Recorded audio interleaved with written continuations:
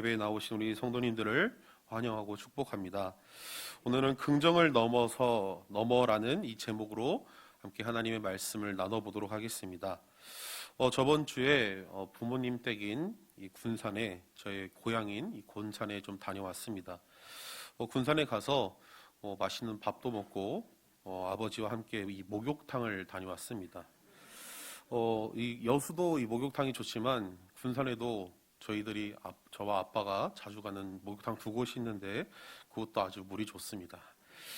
그 목욕탕에 가서 때를 밀었는데 아버지가 등을 밀어주셨습니다. 근데 헉헉거리시면서 계속 별로 웃긴 이야기는 아닌데요. 헉헉거리면서 계속 이 뒤에 제 등에 이렇게 물을 계속 뿌려주시길래 내가 좀 추워서, 아들이 좀 추워서 좀 물을 뿌리는가 보다 했는데 아버지께서 때가 왜 이렇게 많이 나오냐면서 좀 창피해서 물을 뿌렸다라고 하시면서 막 웃으면서 이 목욕탕을 좀 다녀온 좀 기억이 있습니다. 이 목욕탕에서 이런저런 이야기를 하다가 아버지가 이런 이야기를 해주셨습니다. 아버지 그 회사 동료 분의 이야기를 해주셨는데 아버지 회사 동료 아들이 결혼한 스토리에 대해서 이야기해 주셨습니다. 이 아버지 회사 동료인 이 아들이 여자친구와 결혼을 하겠다라고 하니까 이 어머니가 너무 궁금하셔서 미리 이 여자친구에 대해서 좀 조사를 해봤다고 합니다. 그래서 저는 무슨 사람을 사서 흥신소에다 맡겼냐라고 물어보니까 사주팔자를 가서 봤다고. 그래서 궁합을 봤는데 궁합은 안 보시죠? 궁합을 봤는데 너무 사주가 상극이어서 이 어머니가 이 결혼을 극구 반대했다고 합니다. 죄송하지만 안 좋은 표현으로 아들 잡아먹을 팔자라는 그 소리를 들었다고 합니다. 그래서 진짜 잡아먹을지 모르겠지만 그런 소리를 들어서 이 어머니께서 이 결혼을 극구 반대하셨다고 합니다. 그런데 아들이 너무 좋아한다고 하는 여자친구니까 한번 만나서 식사라도 하자라고 해서 어떻게 하다가 그 식사 자리가 만들어지게 되었다고 합니다. 너무 반대만 하면 그러니까 식사라도 합시다 해서 데리고 나갔다고 합니다. 그런데 그 식사 자리에서 결혼 승낙을 받았다라는 이야기를 들었습니다. 그래서 그 비법을 제가 알기 위해서 아버지에게 어떻게 그 승낙을 받았냐라고 여쭤보니까 이 여성분이 식당에 들어올 때에 이 앞에 있는 이 부모님들, 이 남편의 부모님들의 신발을 정리하고 들어오는 모습을 보고 이 아버지 회사 동료분께서 이 여자친구께서 자리에 앉자마자 더 이상 볼 것 없다, 결혼해라 라고 해서 이 두 분이 결혼을 하게 되었다라고 하는 이야기를 들었습니다. 요즘 이 기업뿐만 아니라 세상의 기준, 사람의 됨됨 일을 볼 때 성실성, 착함, 또 긍정적인 마인드, 또 멘탈, 그 사람의 성품들을 확인합니다. 그래서 그 사람의 능력치보다는, 예전에는 능력치를 더 많이 봤는데 그 사람의 능력치보다는 그 사람의 행동이나 말투 하나를 더 집중해서 본다라고 하는 것이 요즘 기업들이 갖고 있는 사람을 뽑는 방법이라고 합니다. 옛 어른들 말씀 중에서 하나를 보면 열을 난다라는 말이 있듯이 이 이야기가 틀린 것이 아니라 그 말 하나, 행동 하나를 보면은 그 일을 조금 못하더라도 열을 날 수 있다라는 말이죠. 이 요즘 하나를 보면 열을 난다라는 말을 증명하듯이 여러 기업들 또 임용고시들을 볼 때 인성검사를 실시합니다. 실제로 거기서 탈락하는 인원들도 굉장히 많다고 합니다. 긍정적인 사람, 팀워크에 도움이 되는 사람, 하는 것마다 잘 되는 사람, 세상이 원하는 사람이 이러한 사람들입니다.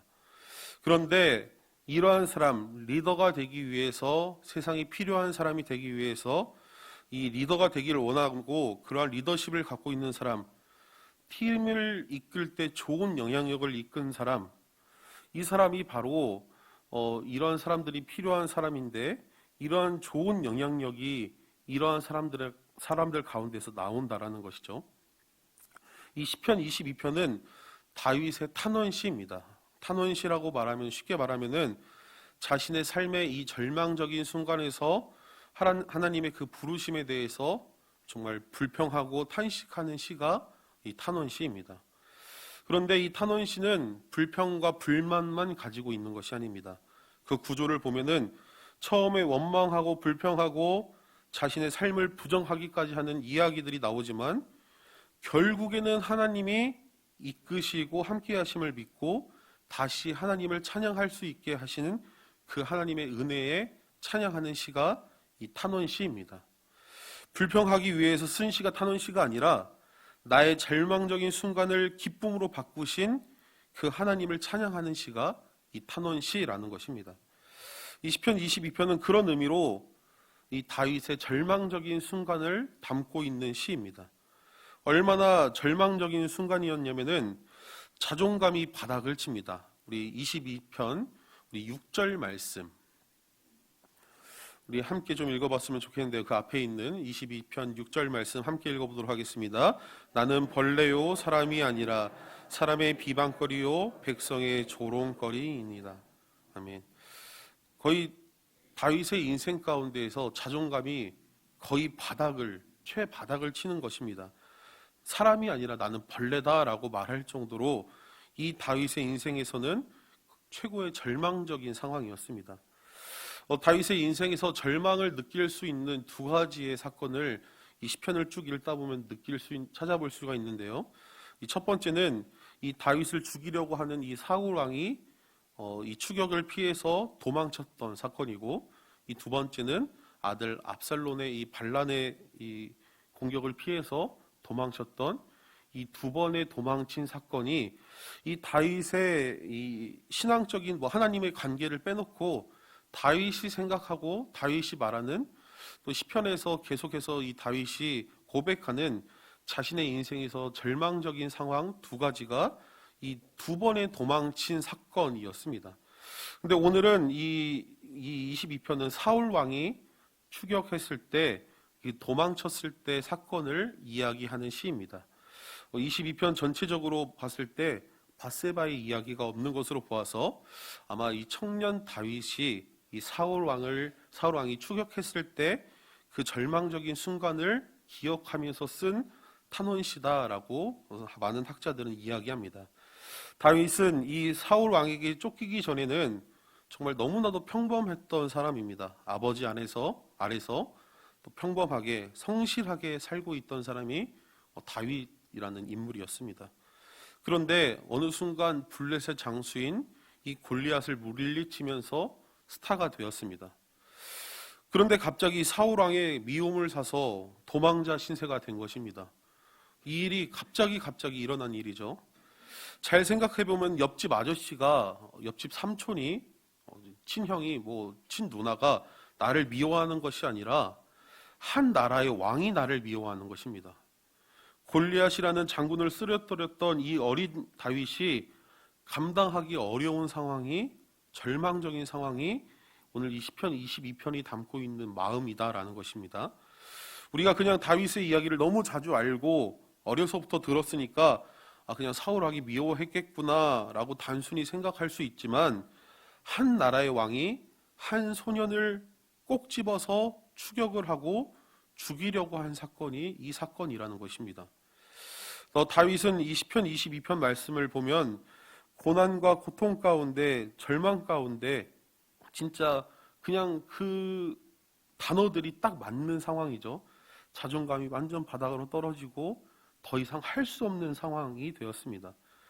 충분히 다윗에게는 그렇게 생각할 수 있는 그러한 상황들이 이 다윗에게 벌어진 것입니다. 그런데 오늘 본문 말씀 19절 말씀 함께 보면은 다윗이 생각을 바꾸는 일을 일어납니다. 19절 말씀 함께 읽어보도록 하겠습니다. 여호와여 멀리하지 마옵소서, 나의 힘이 시여 속히 나를 도우소서.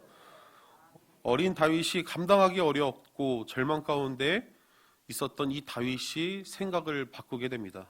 긍정적으로 할 수 있다라는 그 리더십이 이 다윗에게 생기는 아주 큰 사건이 사울 왕이 쫓아왔을 때, 도망자 신세였을 때 다윗이 자기의 인생에서 제일 절망했던 순간에 이 다윗의 리더십이 발생된 것입니다.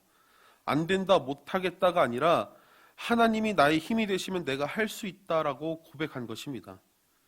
세상 사람들도 긍정적인 생각, 긍정적인 행동을 하면은 더 좋은 직장, 더 좋은 삶을 살 수 있다고 생각하며 살고 있습니다. 그런데 예수님을 믿는 우리들은 하나님 안에서 긍정적인 생각을 하면 얼마나 더 은혜롭게 우리는 살아갈 수 있겠습니까? 교회 행사를 하다 보면, 또 사역을 하다 보면은, 준비하고 회의하다 보면은 어떤 행사를 해야 하는데 그 행사를 해야 될 이유가 많을까요? 해야지 말아야 될 이유가 많을까요? 당연히 해야 될 이유가 많아야겠지만, 행사를 준비하다 보면은, 회의를 하다 보면은, 또 우리 성교회별로 회의해 보시면 아시겠지만 하지 말아야 될 이유들이 넘쳐납니다. 1번 사람이 안 보인다. 2번 사람들이 직장 다녀서 시간 맞추기 어렵다. 매번 나오는 이야기죠. 3번 작년에는 이런 행사를 안 했는데 꼭 올해는 해야 되느냐. 매번 나오는 저희 교회만 있는 게 아니라 모든 교회들이 다 나오는 멘트들입니다. 해야 할 이유보다 하지 말아야 할 이유들이 훨씬 많습니다. 원래 해야 할 이유보다 하지 말아야 할 이유가 많거나 5대5 반반 정도가 되면은 그 일을 하지 않는 것이 정답입니다. 사실 그게 맞습니다. 다수결의 원칙에 따라서 결정하는 것, 어떻게 보면은 하지 말아야 될 이유가 많으면은 하지 않는 것, 5대5 반반이 되었을 때 굳이 안 해도 되는 것이 사실 세상의 이치입니다. 하지만 교회는 다릅니다. 교회는 목회적인 방향과 또 당회의 결정과 담임 목사님의 이 목회 방향이 많다면은 해야 할 이유가 하나이고 하지 말아야 될 일이 100가지면은 그 일은 해야 됩니다. 이게 바로 긍정을 넘어서 하나님만을 바라보는 다윗의 리더십이 여기에 있다라는 것입니다. 지금 다윗의 싸움은 이 한순간에 스타가 된 이 다윗과 한 나라의 왕의 싸움이 아닙니다. 그냥 일반적으로 다윗이 맡고 있는 상황입니다. 이 싸움 자체가 안 된다라는 것이죠. 무슨 잘못인지 모르겠지만 제가 봤을 때는 다윗이 빨리 잡혀서 죄송하다고 목숨만은 살려달라고 구제하는 편이 조금 더 빠른 선택입니다. 다시 말하면은 옆집 아저씨가 아니라는 것이죠. 한 나라의 왕이 추격하는 것입니다. 다윗이 진짜 긍정적이고 똑똑한 사람이었으면은 빨리 이 사울 왕을 만나서 딜을 했어야 합니다. 목숨만 살려주신다면은 내가 이 나라를 떠나겠다. 내가 조용히 살겠다. 내가 이름을 계명하겠다. 라고 빨리 이 사울 왕을 만났어야 되는데 다윗은 그렇게 하지 않았습니다. 단 한 가지 이유만 바라보고 오늘 시편 22편 하나님을 찾습니다. 20절, 21절 말씀을 함께 보았으면 좋겠는데요. 다윗이 두렵고 자존감이 떨어진 마음이 아닌 아주 들뜬 마음을 20절, 21절에서 볼 수가 있습니다. 우리 20절, 21절 말씀 함께 읽어보도록 하겠습니다.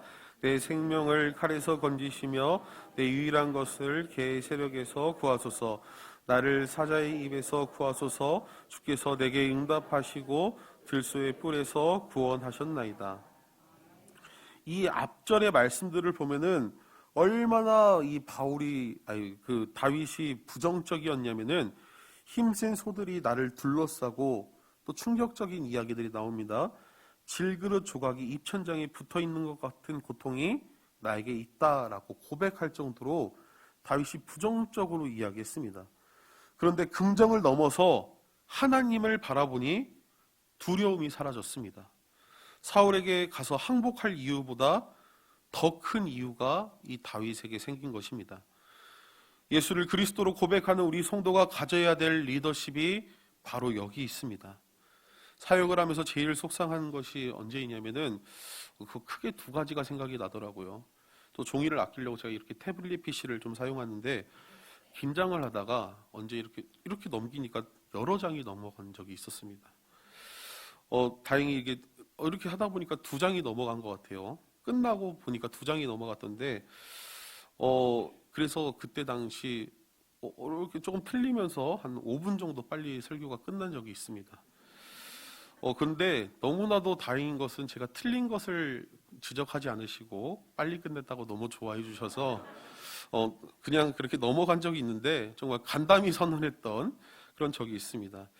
개인적으로 속상했던 경우는 그렇게 뭐 실수를 하거나 개인적으로 조금 더 잘했으면 좋겠다라고 하는 그 마음에 속상한 적이 있는데, 진짜 속상했던 경우는 성도님들이 자신의 그 문제 때문에, 또 사람과의 문제 때문에, 또 마음의 문제 때문에 예배 자리에 못 나오겠다고 문자만 하나 남겨놓고 전화를 안 받으시는 경우들이 한 번씩 계십니다. 저희 교회는 아직까지는 제가 발견하지 못했는데, 정말 사역하다 보면은 문자만 딱 옵니다. 저 교회 안 나갑니다. 바로 전화하면은 안 받으셔요. 그 다음에 전화를 받으시면 그 소리 안 내시고 갑자기 전화를 끊으시고, 정말 그런 일을 겪으면 너무 정말 몇 주 동안 속상합니다. 몇 주가 아니라 정말 이걸 어떻게 해야 되나, 진짜 새벽에 기도도 안 됩니다. 그 속상함은 담임 목사님께 어떻게 보고해야 될까, 그것 때문에 속상한 것이 아닙니다. 담임 목사님한테 이거 보고하면 혼날까, 이것 때문에 속상한 것이 아니라 정말 절망을 넘어서, 그 고난을 넘어서 긍정에 계신 하나님을 조금만 바라봤으면은 정말 좋았을 텐데, 그런 마음에 정말 속상함이 한 번씩 있는 것 같습니다. 세상 사람들은 이 긍정의 사람, 착한 사람, 성품이 좋은 사람을 원하지만, 성도의 삶은 그것을 넘어서 하나님을 의지하는 삶을 사는 것입니다. 이렇게 의지하는 삶을 사는 것은 어떠한 삶이냐면은, 다윗이 시편 23편에서 이렇게 고백합니다. 시편 23편 1절에서 6절 말씀, 우리 시편 23편 전체를 한번 좀 읽어봤으면 좋겠는데요. 시편 23편을 한번 좀 읽어보도록 하겠습니다. 여호와는 나의 목자시니 내게 부족함이 없으리로다. 그가 나를 푸른 풀밭에 누이시며 쉴 만한 물가로 인도하시는도다. 내 영혼을 소생시키시고 자기 이름을 위하여 의의 길로 인도하시는도다. 내가 사망의 음침한 골짜기로 다닐지라도 해를 두려워하지 않는 것은 주께서 나와 함께 하심이라.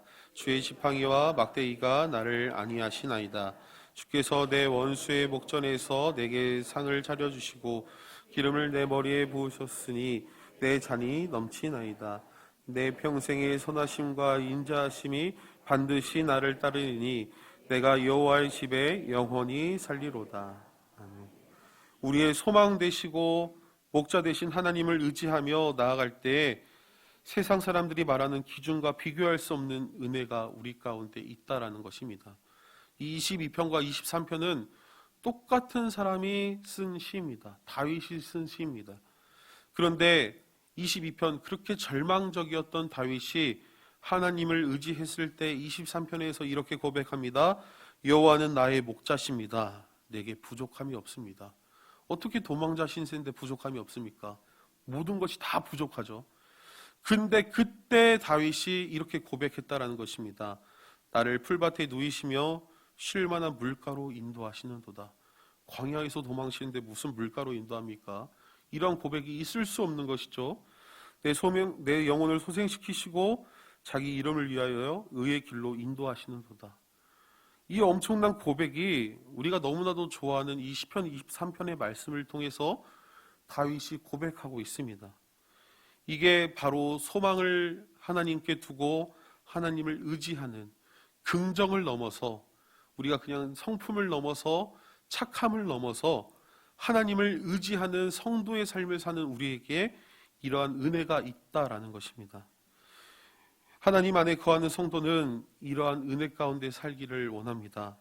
모두 이러한 은혜 가운데 사시며 이러한 은혜를 누리며 사시는 우리 성원교회 성도님들이 다 되시기를 소망합니다. 함께 나의 안에 거하라 함께 찬양하시면서 오늘 말씀을 생각하며 우리가 기도하기를